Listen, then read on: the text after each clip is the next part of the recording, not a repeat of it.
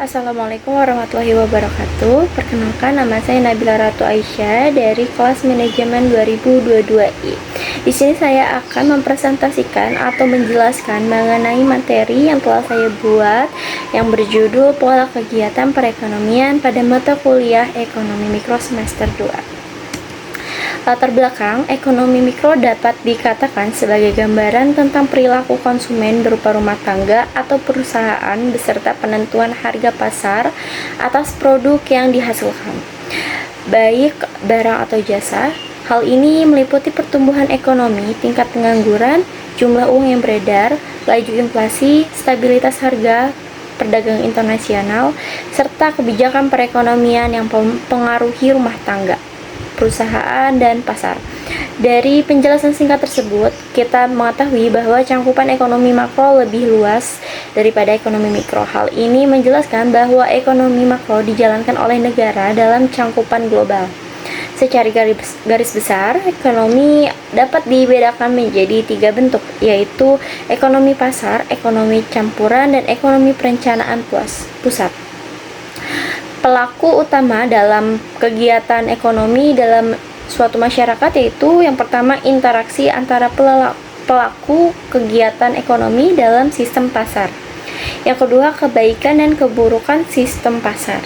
Yang ketiga, peranan pemerintah dalam memperbaiki efisiensi sistem pasar. Pengertian ekonomi yaitu ekonomi atau economic dalam banyak literatur ekonomi disebutkan berasal dari bahasa Yunani, yaitu kata oikos atau oiku, dan nomos yang berarti peraturan rumah tangga. Dengan kata lain, pengertian ekonomi adalah semua yang menyangkut hal-hal yang berhubungan dengan kehidupan dalam rumah tangga tertentu. Yang dimaksud dalam perkembangan kata rumah tangga bukan hanya sekedar merujuk pada satu keluarga yang terdiri dari suami, istri, dan anaknya, melainkan juga rumah tangga yang lebih luas, yaitu rumah tangga bangsa dengan negara dan dunia. Secara umum, bisa dibilang bahwa ekonomi adalah sebuah bidang kajian tentang pengurusan sumber daya material individu, masyarakat, dan negara untuk meningkatkan kesejahteraan hidup manusia. Karena ekonomi merupakan ilmu tentang perilaku dan tindakan manusia untuk memenuhi kebutuhan hidupnya yang bervariasi dan berkembang dengan sumber daya yang ada melalui pilihan-pilihan kegiatan produksi, konsumsi, dan atau distribusi. Perekonomian. Untuk mengerti apa pokok persoalan ekonomi, kita berpangkal dari 2 kenyataan ini. Yang pertama, untuk dapat hidup layak, kita membutuhkan serta menginginkan bermacam-macam hal: makanan, minuman, pakaian, rumah, obat, dan pendidikan. Kebutuhan manusia banyak dan beraneka ragam sifatnya, apalagi keinginan boleh dibilang tak ada batasnya. Yang kedua, tetapi sumber sarana atau alat yang dipakai untuk memenuhi kebutuhan yang banyak itu, termasuk waktu dan tersedia, itu terbatas atau langka. Artinya, kurang dari yang kita butuhkan atau kita inginkan, baik dalam hal jumlah, bentuk, macam, dan waktu dan tempat. Teori yang terkait dengan pola kegiatan perekonomian. Yang pertama adalah teori siklus kondisi bisnis. Teori siklus kondisi bisnis menjelaskan tentang naik turunnya pertumbuhan ekonomi yang berkaitan dengan tingkat kegiatan perekonomian. Yang kedua, teori pertumbuhan ekonomi, yaitu teori pertumbuhan ekonomi menjelaskan tentang bagaimana suatu perekonomian dapat tumbuh secara berkelanjutan dalam jangka panjang. Yang ketiga, teori perdagangan internasional. Teori perdagangan internasional menjelaskan tentang alasan mengapa negara melakukan perdagangan antar mereka. Yang keempat, teori kepemilikan. Teori kepemilikan menjelaskan tentang hubungan antara kepemilikan dan kegiatan perekonomian. Yang kelima, teori siklus hidup menjelaskan tentang bagaimana kegiatan ekonomi individu dapat berubah sepanjang siklus hidupnya. Pola kegiatan perekonomian. Dalam garis besar, sistem ekonomi dibedakan kepada 3 golongan. Ekonomi pasar adalah perekonomian yang kegiatan sepenuhnya diatur oleh interaksi antara pembeli dan penjual penjumerintahal di pasar. Sistem ekonomi perencanaan pusat adalah sistem ekonomi yang kegiatannya sepenuhnya diatur oleh pemerintah. Sebagai besar negara yang ada di dunia ini menggunakan sistem ekonomi campuran, yaitu sistem perekonomian pasar yang disertai campur tangan pemerintah.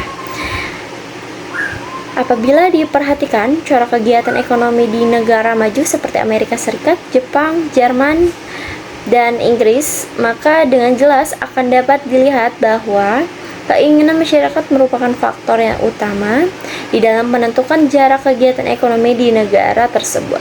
Akan tetapi, di samping itu dengan jelas dapat pula dilihat bahwa pemerintah memegang peranan yang sangat penting di dalam mengutur dan mengendalikan kegiatan ekonomi masyarakat juga di negara berkembang seperti India, Malaysia, Filipina, dan negara kita sendiri. Cara kegiatan ekonomi yang seperti itu yang dapat dengan jelas dilihat. A. Uang perdagangan dan spesialis. Kemajuan perekonomian akan menyebabkan peranan uang menjadi semakin penting dalam perekonomian. Penggunaan uang telah memungkinkan mereka melakukan spesialisasi, yaitu setiap orang tidak lagi menghasilkan semua barang dan jasa yang dapat disediakan dengan jelas efisien.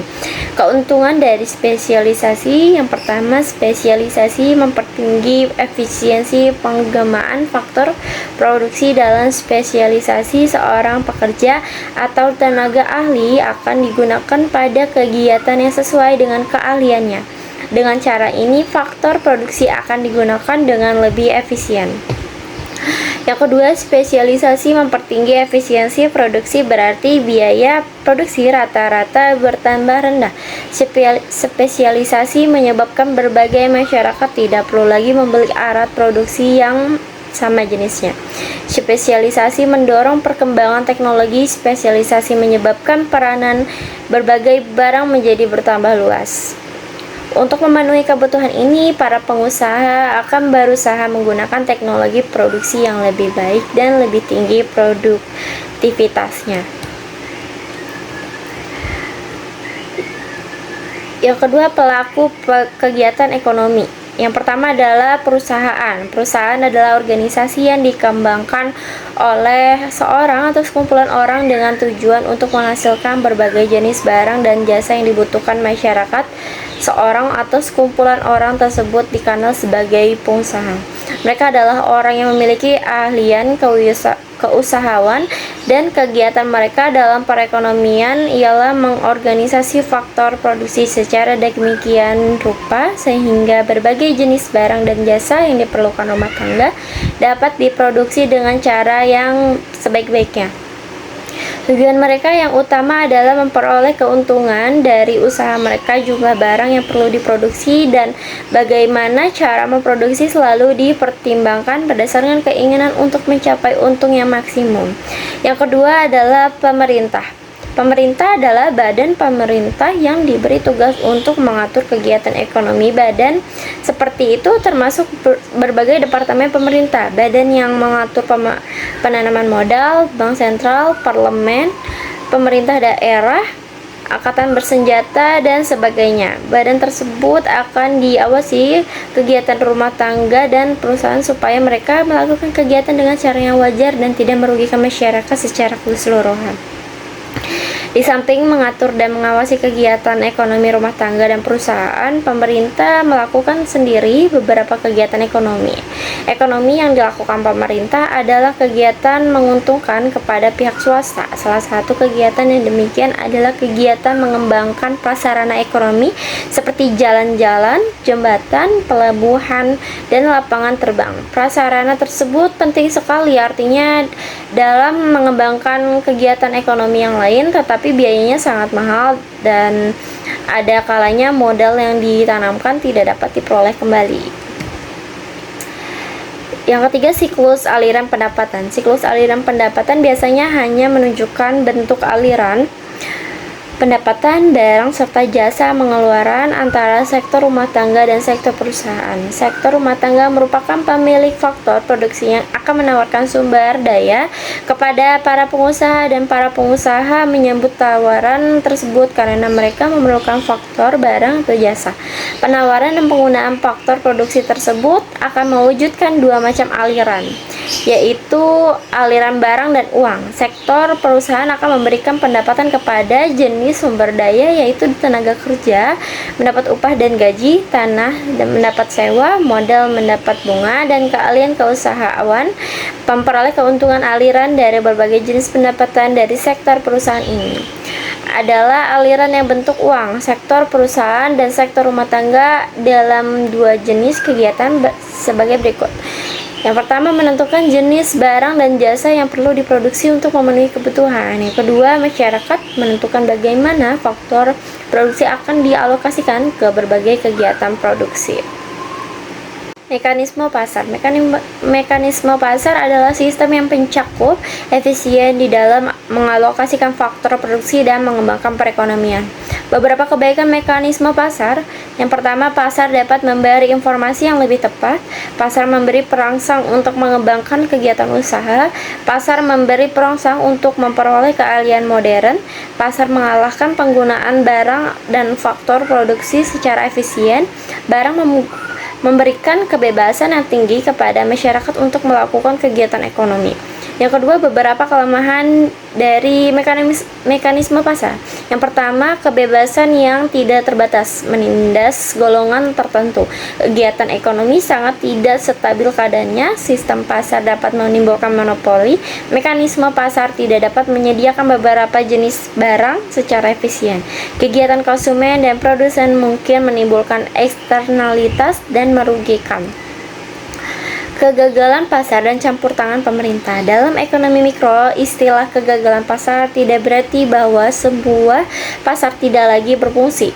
Malahan, sebuah kegagalan pasar adalah situasi di mana sebuah pasar efisien dalam mengatur produksi atau mengalokasikan barang dan jasa ke konsumen. Ekonom normal memakai istilah ini pada situasi di mana efisiensi sudah dramatis atau ketika disugestikan bahwa institusi non-pasar akan memberi hasil yang diinginkan.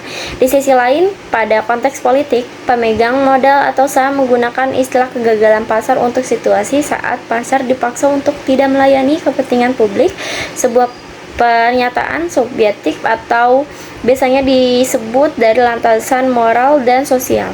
4 jenis utama penyebab kegagalan pasar adalah monopoli, eksternalitas, barang publik seperti pertahanan nasional, dan kegiatan dalam kesehatan publik seperti pembasmian sarang nyamuk. Yang terakhir, kasus di mana terdapat informasi asimetris atau ketidakpastian, informasi yang inefisien. Kemudian, bentuk campur tangan pemerintah. Keterlibatan pemerintah dalam kegiatan ekonomi dapat dibedakan dalam 3 bentuk. Yang pertama, membuat peraturan. Yang tujuan pokok dari peraturan pemerintah adalah agar kegiatan ekonomi dijalankan secara wajar dan tidak merugikan khalayak ramai. Yang kedua, menjalankan kebijakan fiskal dan moneter. Kebijakan fiskal adalah strategi dan langkah pemerintah dalam mengeluarkan sistem dan cara mengumpulkan pajak. Yang ketiga, melakukan kegiatan ekonomi secara langsung. Melakukan kegiatan ekonomi secara langsung adalah kegiatan-kegiatan yang biasanya dilakukan oleh pemerintah dengan tujuan untuk mengurangi keuntungan perseorangan dan memaksimumkan keuntungan sosial, seperti kegiatan menyangkutkan kereta api, perusahaan jasa untuk menyediakan air bersih, listrik, dan telepon, dan perusahaan jasa pos. Di banyak negara, termasuk negara kita, kegiatan ekonomi yang dilakukan pemerintah bukan hanya meliputi bidang tersebut, melainkan banyak bidang lainnya seperti sektor perkebunan. Kemudian, masalah terkait pola kegiatan perekonomian. Beberapa masalah yang terkait dengan pola kegiatan perekonomian antara lain pertumbuhan ekonomi yang lambat, inflasi, pengangguran, ketimpangan ekonomi, perubahan iklim, ketergantungan pada sumber daya alam globalisasi. Untuk mengatasi masalah tersebut, penting untuk mengembangkan strategi ekonomi yang berkelanjutan dan inklusif, serta investasi dalam dalam teknologi yang ramah lingkungan. Pemerintah juga dapat mengadopsi kebijakan yang mendukung distribusi kekayaan yang lebih merata dan mempromosikan akses yang lebih luas ke pasar dan infrastruktur ekonomi. Masalah dasar dalam organisasi ekonomi. Yang pertama, produk pemuas apa yang harus dihasilkan.